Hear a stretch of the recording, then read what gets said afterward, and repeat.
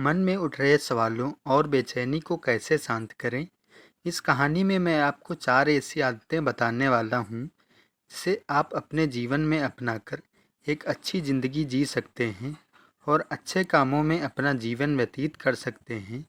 अगर आप इन चारों आदतों को अपने जीवन में अपना लेते हैं तो फिर आप अपने जीवन को एक खुशहाल ज़िंदगी में बदल सकते हैं और फिर आपका मन कभी भी बेचैन नहीं रहेगा और ना ही उदास रहेगा और ना ही बेफिजूल के कामों में व्यस्त रहेगा। एक बार किसी राज्य का राजकुमार महात्मा बुद्ध के पास आता है और बुद्ध से कहता है कि आप हमेशा कहते हो कि ध्यान करो, लेकिन मेरे लिए ध्यान करना तो दूर की बात है। मैं कुछ समय आंखें बंद करके शांति से बैठ भी नहीं पाता हूँ। मेरा मन इतना बेचैन है कि यह हर समय कुछ न कुछ सोचता रहता है। मैं जब भी ध्यान करने बैठता हूँ तो मेरे अंदर विचारों का तूफान आने लगता है। लोगों के बारे में सोचकर, अपने जीवन की बीती घटनाओं के बारे में और अपने भविष्य के बारे में, और ऐसे ही ना जाने कितने अजीबोगरीब विचार लगातार मेरे मन में आने लगते हैं। मैं इन्हें रोकने की बहुत कोशिश करता हूँ, लेकिन जब मैं इन्हें रोकने में असफल हो जाता हूँ तो मैं ध्यान को तोड़कर बैठ जाता हूँ। इतनी बातें कहने के बाद वह महात्मा बुद्ध की ओर देखता है और कहता है, बुद्ध, आप मेरी इस समस्या का कोई समाधान बताइए। बुद्ध ने कहा, मैं क्या समाधान बता सकता हूँ। सोचो, तुम्हारा ही मन है और यह कुछ देर तक तुम्हें आंखें बंद भी नहीं करने देता। कितना आज़ाद कर रखा है तुमने इसे।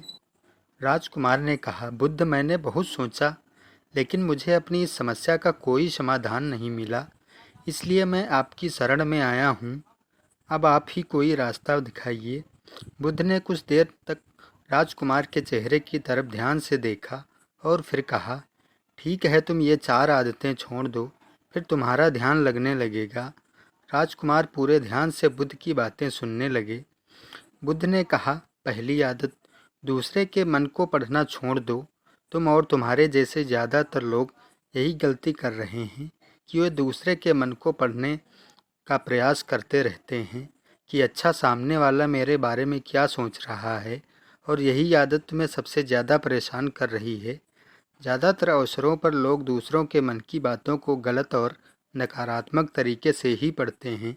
जैसे कि लोग अक्सर सोचते हैं कि दूसरे लोग उनकी तरक्की से जलते हैं, उन्हें नीचा दिखाना चाहते हैं, उन्हें पसंद नहीं करते, उनकी मदद नहीं करना चाहते, और ऐसा ही नहीं, ना जाने कितनी नकारात्मक बातें ये लोग दूसरे के प्रति अपने अंदर बैठा लेते हैं और फिर उनके बारे में ही सोचते रहते हैं, उन्हें नीचा दिखाने की कोशिश करते रहते हैं, उनसे बदला लेने के मौके ढूंढते रहते हैं, और दूसरों के प्रति यही नकारात्मक सोच उन्हें दुखी करती रहती है।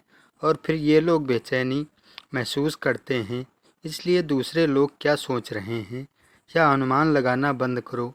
दूसरे लोगों के विचारों को पढ़ने की कोशिश करना बंद करो।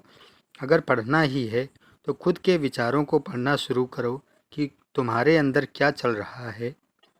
कहीं तुम नकारात्मक सोच, शिकायत या बुराई करने जैसी आदतों के शिकार तो नहीं हो रहे हो। बुद्ध ने कहा, दूसरी आदत, ये सोचना कि असफल हो गए तो लोग हंसेंगे। हंसने दो लोगों की। असफलता पर हंसना तो लोगों का धर्म है, क्योंकि अगर तुम सफल हो जाते तो यही लोग वे होते जो तुम्हारी तारीफ करते, तुम्हें सम्मान देते, तुम पर गर्व करते। अगर तुम सफल होने पर उनकी तारीफ की उम्मीद करते हो तो अपनी असफलता पर उनके हंसने से तुम्हें दुखी नहीं होना चाहिए।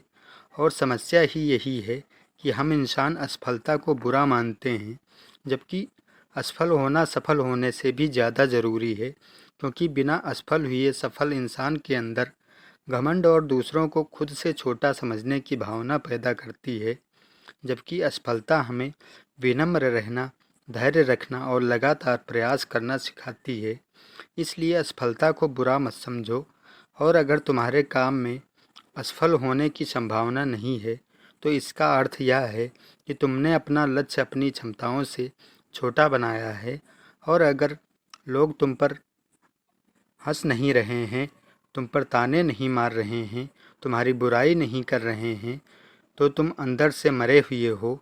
तुम अपने मानसिक सीमाओं के बाहर जाकर कुछ नया करने का प्रयास नहीं कर रहे हो, क्योंकि असफल भी वही होता है जो कुछ नया करने का प्रयास करता है।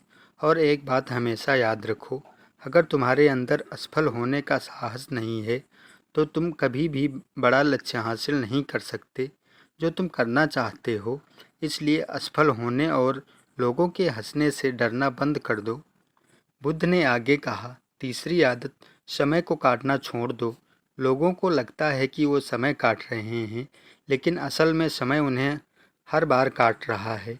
लोगों के द्वारा समय को व्यर्थ के कामों में बर्बाद करने का केवल एक ही कारण है, और वह यह है कि उन्हें लगता है कि उनके बहुत समय है, जबकि सच्चाई यह नहीं है, क्योंकि उनसे पहले वाले लोगों को भी यही लगता था कि उनके पास बहुत समय है, लेकिन उन्हें पता नहीं चला कि कब समय बीत गया और उनका बुलावा आ गया, और जब तक उन्हें गलती का एहसास हुआ तब समय उनके हाथ से निकल चुका था। बस पश्चाताप रह गया था कि सारा जीवन व्यर्थ के कामों में बर्बाद कर दिया, और फिर वे चले गए इस दुनिया से बिना खुद को जाने, बिना इस जीवन की सच्चाई को समझे। इसलिए जब तक यह जीवन है तब तक अच्छे कामों में लगाओ, खुद को जानने में, लोगों की मदद करने में, मानवता के कल्याण में। और दूसरी बात, समय को बर्बाद करने से आज तक किसी को खुशी नहीं मिली। हालांकि समय काटने से तुम्हें क्षणिक खुशी तो मिल सकती है, लेकिन जब तुम्हें होश आता है और तुम देखते हो कि कितना सारा समय बर्बाद किया जा चुका है, तब तुम्हें खुद पर क्रोध आता है और तुम पश्चाताप के भाव से भर जाते हो। और फिर यही पश्चाताप का भाव तुम्हें अंदर तनाव पैदा करता है और तुम बेचैन हो जाते हो और लगातार उस गलती के बारे में सोचते रहते हो। फिर तुम्हारा किसी भी काम में मन नहीं लगता और तुम उदास रहने लगते हो, और यह चक्र लगातार चलता रहता है। इसकी शुरुआत हुई थी समय काटने से। इसलिए समय काटना बंद करो और वो करना शुरू करो जो ज़रूरी है। बुद्ध ने कहा, चौथी आदत, यह सोचना छोड़ दो कि मुझसे बड़े बड़े लोग नहीं कर पाए तो मैं कैसे कर पाऊँगा। असल में दूसरे से खुद की किसी भी चीज़ में तुलना करना ही व्यर्थ है। सबकी परिस्थितियाँ अलग अलग होती हैं, और क्या हुआ अगर दूसरे नहीं कर पाए तो हो सकता है कि तुम ही कर जाओ, क्योंकि अक्सर वही लोग इतिहास रचते हैं जिनसे ज़्यादा उम्मीद नहीं होती।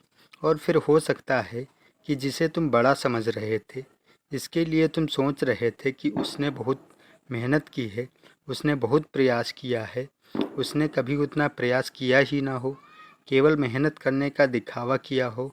क्योंकि ज़्यादातर लोग उतनी मेहनत करते ही नहीं हैं जितनी उन्हें लक्ष्य प्राप्ति के लिए करनी चाहिए, और दूसरे के सामने यह दिखाने का प्रयास करते रहते हैं कि मैंने बहुत मेहनत की थी, लेकिन मेरी तो किस्मत ही खराब थी।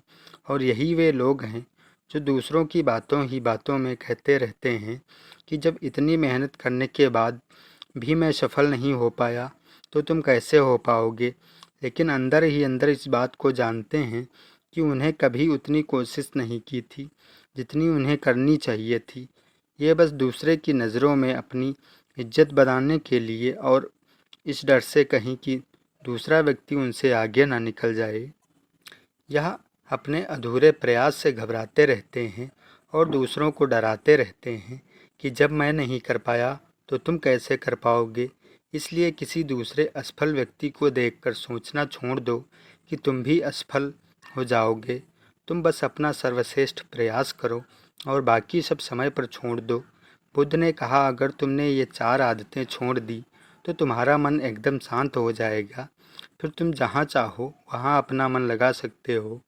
इतना कहकर बुद्ध मौन हो गए, और राजकुमार को भी समझ आ गया था कि उसे क्या करना है।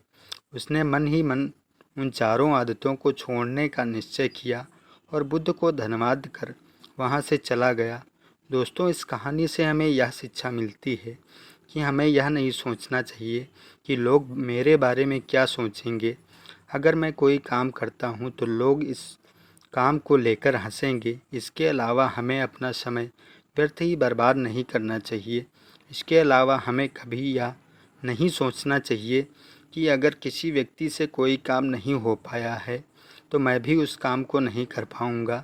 अगर दोस्तों आप मेहनत से किसी भी काम को करते हो तो कोई भी काम छोटा या बड़ा नहीं होता और एक ना एक दिन आपको सफलता ज़रूर मिलती है। धन्यवाद।